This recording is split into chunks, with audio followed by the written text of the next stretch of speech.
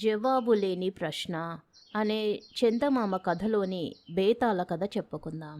పట్టు వదలని విక్రమార్కుడు చెట్టు వద్దకు తిరిగి వెళ్ళి శవాన్ని దించి భుజాన వేసుకుని ఎప్పటిలాగే మౌనంగా శ్మశానంకేసి నడవసాగాడు. అప్పుడు శవంలోని బేతాళుడు, రాజా, కొందరికి శక్తి సామర్థ్యాలు ప్రతిబంధకమవుతాయి. అందుకు నీవే కదా తార్కాణం.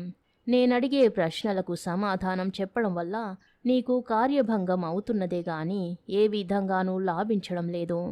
నీలాగే నాగరాజ కుమార్తె కూడా అన్ని ప్రశ్నలకు సమాధానాలు చెప్పగలిగి ఉండేది. అయితే అందువల్ల ఆమె జయించింది. ఈ అపరాత్రి వేళ నీకు శ్రమ తెలియకుండా ఉండేందుకు అతి చిత్రమైన అనంగరాగ కథ చెబుతాను విను అంటూ ఈ విధంగా చెప్పసాగాడు. పూర్వం సూర్యకాంతుడనే రాజుండేవాడు. ఆయన తన బల పరాక్రమాలతో 4 సముద్రాల మధ్య గల భూమినంతా జయించాడు. తన బుద్ధి బలంతో సకల శాస్త్రాలను సాధించాడు. మన్మధుణ్ణి మించి తన సౌందర్యంతో తన రాజ్యంలో గల స్త్రీలందరి మనసులను హరించాడు. కానీ ఆయన మనసును చెలింపజేయగల స్త్రీ ఎక్కడా లేకపోయింది. తమ రాజుగారు ఏ స్త్రీని కూడా కన్నెత్తి అయినా చూడకపోవడము, పెళ్లి చేసుకునే ఆలోచన ఆయనకు ఏ కోశాన లేకపోవడము చూసి ఆయన మంత్రులు ఆందోళన చెందారు. రాజుగారు పెళ్లాడి పిల్లలను కనకపోతే ఆయన అనంతరం సింహాసనం ఏం కాను.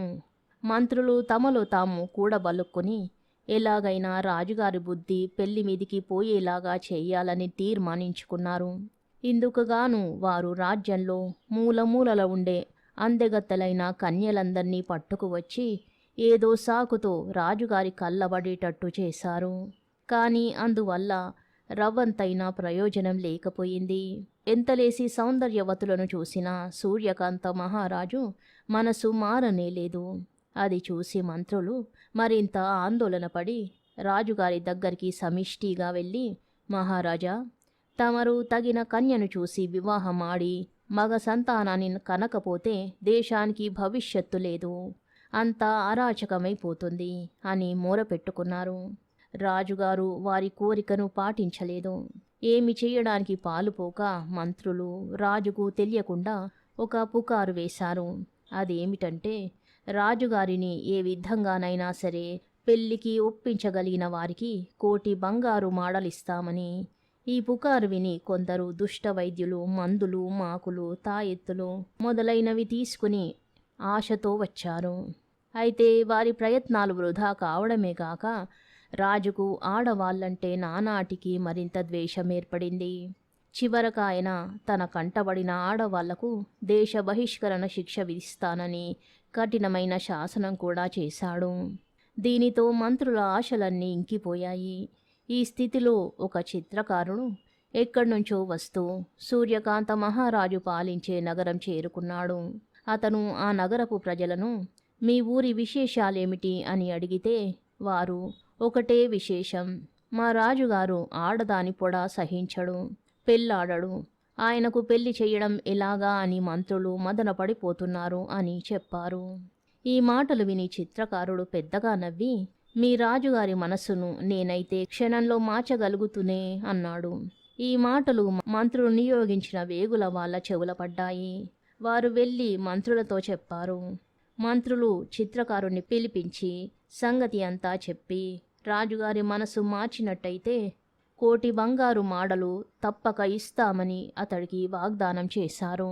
రాజుగారు నన్ను పిలిచేటట్టు చెయ్యండి, ఆ పై సంగతి యావత్తు నేను చూస్తాను అన్నాడు చిత్రకారుడు.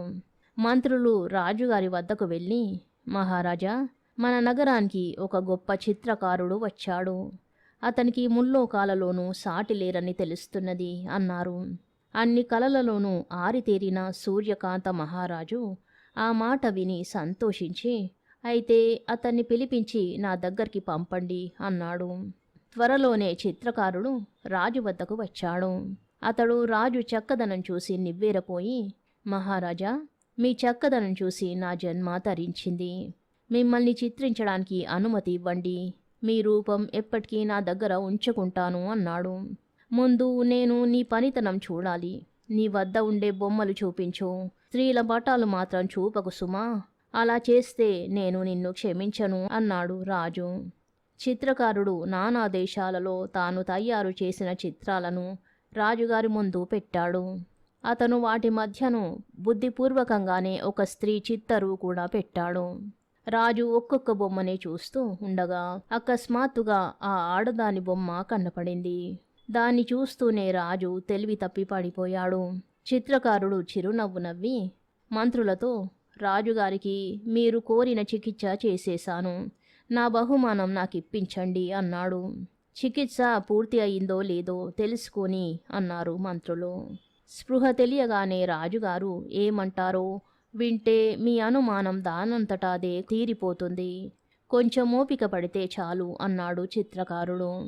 అతను బయటికి వెళ్ళిపోయాక మంత్రులు రాజుకు శైత్యోపచారాలు చేశారు. స్పృహ వస్తూనే రాజు, ఏడి ఆ చిత్రకారుడు అని అడిగాడు. అతను వెళ్ళిపోయాడు మహాప్రభు అన్నారు మంత్రులు. సాయంకాలం లోపుగా అతన్ని తీసుకురాకపోయారో మిమ్మల్ని ఏనుగుల చేత తొక్కిస్తాను అన్నాడు రాజు. మంత్రులు వెళ్ళి చిత్రకారుణ్ణి వెతికి తెచ్చి రాజు ముందు పెట్టారు. రాజు అతనితో, నీ వంటి ప్రతిభావంతుడు ప్రపంచంలో ఉండబోడు. ఆ బొమ్మను నాకు చూపి ఎంతో పుణ్యం కట్టుకున్నావు. ఆమె ఏ జన్మలోనూ నాకు భార్య అయి ఉండాలి, లేకపోతే ఆమె ఇంత సులువుగా మనసును హరించదు. చెప్పు, ఆమె ఎవరు? పేరేమిటి? ఏ దేశంలో ఉంటుంది? ఆమెను నేనెలా వెళ్ళాడగలను అన్నాడు. చిత్రకారుడు రాజుతో, మహారాజా, మీరామెను మర్చిపోవడం మంచిది. ఆమె మీకు దక్కదు. ఆమె నాగరాజు కూతురు అనంగరాగా. ఆమె అరణ్యం మధ్య ఒంటరిగా భవనం నిర్మించుకుని అందులో ఉంటున్నది. ఆమెను పెళ్లాడాలని అసంఖ్యాకులు ప్రయత్నం చేసి ఓడిపోయారు. ఎందుచేతనంటే తనను కోరి వచ్చిన వారికి ఆమె 3 వారాలు వ్యవధి ఇస్తుంది. ఈ లోపుగా వారు ఆమెను రోజుకొక ప్రశ్న వేయవచ్చు. ఆ ప్రశ్నలకు సమాధానం చెప్పలేకపోయినట్టయితే ఆమె ప్రశ్న వేసిన వాణ్ణి పెళ్లాడుతుంది. ఆమెను ఓడించలేకపోయినవాడు 3 వారాల అనంతరం ఆమెకు బానిస అయిపోవాలి. నా మాట నమ్మండి, ఆమెను ఎవరూ ఓడించలేరు అన్నాడు. వెర్రివాడా, ఆమెను చూసిన దాకా నా ప్రాణాలు నిలువవు. ఆమెను ఓడించానా నా భార్యను చేసుకుంటాను, లేదా ఆమెకు బతికి ఉన్నంతకాలము నిశ్చింతగా బానిసనై ఉంటాను అన్నాడు సూర్యకాంత మహారాజు. ఆయన అనంగరాగా ఉండే చోటికి దారి తెలుసుకుని అప్పటికప్పుడే ప్రయాణమయ్యాడు. ఈ సంగతి తెలిసి మహారాజు ఆప్తమిత్రుడైన వినోదుడనేవాడు కూడా వెంట బయలుదేరాడు. మహారాజా, ఆమె బొమ్మను చూసేసరికి మీ మతి సగం పోయింది. ఆమెను చూశాక అది పూర్తిగా పోతుంది. ఆ స్థితిలో మీరామెను ఓడించలేరు. అప్పుడు నా బుద్ధి మీకు అరువిస్తాను అన్నాడు వినోదుడు. రాజు అతని సలహా ఆమోదించి అతన్ని వెంటబెట్టుకుని అనంగరాగా ఉండే చోటికి వెళ్ళాడు. ఆమెను ప్రత్యక్షంగా చూసిన మీదట వినోదుడు అన్నట్టు రాజుకు నిజంగానే మతి శాంతం పోయింది. వినోదుడు అనంగరాగతో తాము వచ్చిన పని చెప్పాడు. ఆమె వారికి చెయ్యవలసిన మర్యాదలు చేసి తన నియమం వారికి చెప్పి, ప్రతి ఉదయం నేను వచ్చి మీరడిగే ప్రశ్నకు సమాధానం చెబుతాను. 3 వారాల పాటు మీరు నాకు అతిథులు. ఈ లోపుగా మీరు నన్ను గెలుచుకుంటే సరే, లేకపోతే ఆ తరువాత మీరు నాకు బానిసలవుతారు అని తెలియజేసి టీవీగా వెళ్ళిపోయింది. అది మొదలు ప్రతి ఉదయము అనంగరాగా వారి వద్దకు వచ్చేది. వినోదుడు ఆమెకొక కథ చెప్పి ఆ కథను గురించి ఒక ప్రశ్న వేసేవాడు. ఆ ప్రశ్నకు అనంగరాగా సమాధానం చెప్పి వెళ్ళిపోయేది. ఈ విధంగా 19 రోజులు గడిచాయి. వినోదుడు ఆమెను ఓడించలేకపోయాడు. ఇక సూర్యకాంతుడు ఆమెను చూసి ఆనందించడం తప్ప కథలు గాని వినోదుడి ప్రశ్నలు గాని వాటికి ఆమె ఇచ్చే సమాధానాలు గాని పట్టించుకోలేదు. అతనికి అనంగరాగలో ఒక మార్పు కనిపించింది. మొదటి రోజు ఆమె తనకేసి చూడనైనా లేదు. రెండో రోజు ఆమె వెళ్ళిపోబోతూ రాజుకేసి ఒకసారి చూసింది. అది మొదలు ఆమె రాజు మీదనే కళ్ళుంచడము, మధ్య మధ్య నిట్టూర్చడము మొదలైన చేష్టలు చెయ్యసాగింది. నేను ఆమె హృదయాన్ని ఎలాగో జయించాను గాని వినోదుడు ఆమె బుద్ధిని జయించలేకుండా ఉన్నాడు అనుకున్నాడు రాజు. సరిగ్గా ఆ సమయంలో ఆయనకొక అద్భుతమైన ప్రశ్న స్ఫురించింది. ఆయన చివాలున లేచి తన మిత్రుడితో, మిత్రమా, 19 రోజులుగా నీవు అనంగరాగను ఓడించలేకుండా ఉన్నావు.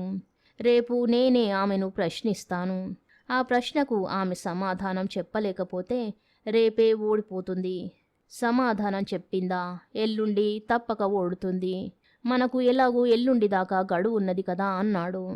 మర్నాడు ఉదయం అనంగరాగ రాగానే సూర్యకాంత మహారాజు ఆమెను ఒక ప్రశ్న వేశాడు. ఆ ప్రశ్న వినగానే అనంగరాగ ఆయనను ఆలింగనం చేసుకుని, ఈ ప్రశ్న ఇంతకాలం ఎందుకు వేశావు కాదు, మీరు నన్ను గెలవరేమో అని నా ప్రాణం తహతహలాడిపోయింది గదా అన్నది. రాజు నిర్ఘాంతపోయి, నీకు నిజంగా అంత ఓడిపోవాలని ఉంటే మా ప్రశ్నలకు సమాధానం చెప్పకుండా మానకపోయావా అన్నాడు. మహారాజా, స్త్రీ హృదయం మీరెరుగరు. అది తాను ప్రేమించిన వ్యక్తినే పీడించి ఆనందిస్తుంది అన్నది అనంగరాగా. తరువాత ఆమెను వివాహమాడి రాజు తన నగరానికి తిరిగి వెళ్ళి సుఖంగా కాపురం చేశాడు. మంత్రులందరూ తమ రాజు ఇన్నాళ్లకు ఒక ఇంటివాడైనందుకు పరమానందం చెందారు. వేతాళుడి కథ చెప్పి, రాజా, రాజు ఆమెను ఏ ప్రశ్నతో ఓడించాడు, తెలిసి కూడా సమాధానం చెప్పకపోయావు, నీ తల పగిలిపోతుంది అన్నాడు. దానికి విక్రమార్కుడు, అదేమంతా కష్టమైన ప్రశ్న కాదు. నిన్ను నేను ఏ ప్రశ్న వేస్తే నీవు సమాధానం చెప్పలేకపోతావు అని రాజు అనంగరాగను అడిగి ఉండాలి. సమాధానం చెప్పదా ఓడిపోతుంది. సమాధానం చెప్పిందా ఆమె చెప్పిన ప్రశ్ననే మర్నాడు రాజు ఆమెను వేస్తాడు. అప్పుడు నమ్మకంగా ఓడిపోతుంది అన్నాడు. రాజుకు ఈ విధంగా మౌనభంగం కలగగానే బేతాళుడు శవంతో సహా మాయమే మళ్ళీ చెట్టెక్కాడు. కథ సమాప్తం. శుభం.